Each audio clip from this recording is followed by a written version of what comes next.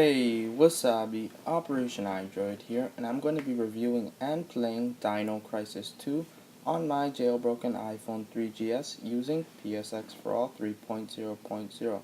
Now, I'm going to be playing from a save state just so you guys don't have to see the opening cinematics, though you should watch them if you plan on playing the game because it fills you in on the story thus far, being as this is Dino Crisis 2.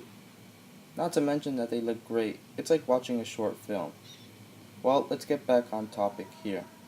So Dino Crisis 2 is how do I put this, like half Resident Evil and half Jurassic Park. I know, I might offend some people that love the Dino Crisis franchise, but it's the easy way to put it to newcomers exploring the world of Dino Crisis. So, Dino Crisis is played through the eyes of three characters. I'll start with the blonde gentleman in front of you. That is Dylan Morton, a member of TRAT, which stands for Tactical Reconnoitering and Acquisition Team. The second character is David Ford, a witty cowboy who is also a member of TRAT.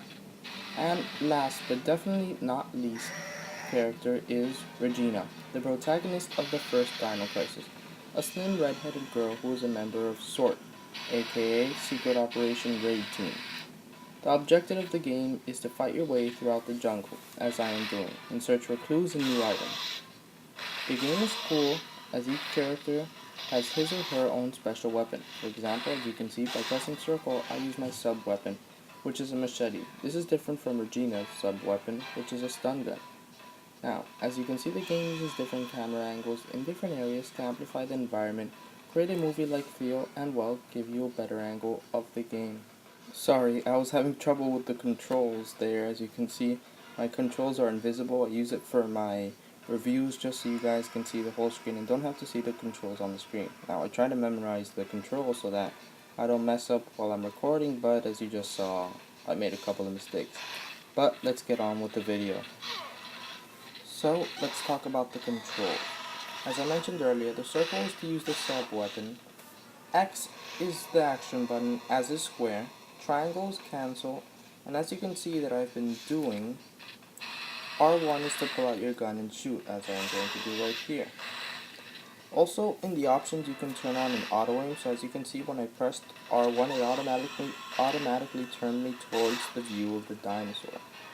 Now there are other ways to turn. You can use the control pad, but this game is a little different than games nowadays.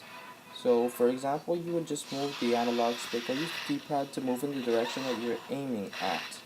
Unlike this game in Dino Crisis, you move forward with the up button and you turn directions with the other buttons, and you move backwards with the down button. So first you have to turn into the direction where you want to go, then you move forward with the up button. So that's a little different than games nowadays, but I guess that's basically how games were played back in the day when Dino Crisis 2 came out. So as you can see to my right, there's a medicine pack. This is what I use to keep my life. So when you die, you can use a medicine pack to continue. As you can see, you get the medicine pack by pressing X, and it'll ask you if you want it. And of course, you'll press yes, because why wouldn't you want it? So as you can see, as I just did, R2 is to do a 180-degree turn. So this is good for an action-packed game like this when you need to make a quick turn. So by pressing R1, you turn around automatically.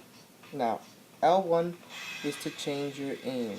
So let's say I'm holding R1 and shooting my gun. If I were to press L1, it would change me to the next target without me having to drop my gun and pull it back out to re-aim. So that's a neat thing to do when you're facing a lot of dinosaurs. So as you can see, the game requires action buttons. As you can see, when I ran up to the ladder, it didn't automatically make me climb up it like games nowadays. What it makes me do is that when you go up to a ladder, you have to press the action button to actually use it. So that is something that was modern back in the day when Dino Crisis 2 came out, but not so modern now in regular games. So now I'm going to press X to actually climb the ladder, and then I can navigate up it. Okay, so now let's talk about the actual PSX4ALL emulator. As you can see, it's running extremely smooth, running Dino Crisis 2, and I'd say with sound it runs at about 95%, and that's because in this game there's actually voice dialogue, so when a person talks you hear them talk, and I've seen when I play that the sound is very choppy, and I'm guessing that's because it's not running at 100%. So playing without sound would get the game running at its fullest, but if you're using an iPhone 4, this game would run at 100% with or without sound. So if you have an iPhone 4, I recommend playing this game on it. So in my opinion, I think that Dino Crisis 2 is a great game. It's a good mixture of a survival dinosaur reality-based gun shooting game, I guess you can call it. I mean, it kind of reminds me of those arcade games where you pick up a gun and you play a Jurassic Park game and you're actually shooting and you're trying to survive to get through the level. And I mean, this game was very good when it first came out, and it's still fun to play today. I'm replaying it right now, I'm reviewing it, and well, that's because I like this game. So, my Operation iDroid rating is a 9. Dino Crisis 2 is a great game, and I definitely recommend you guys to play through it. So, if you would like to learn how to get Dino Crisis 2 on your iPod Touch, iPhone, or iPad, then go ahead and click on the screen.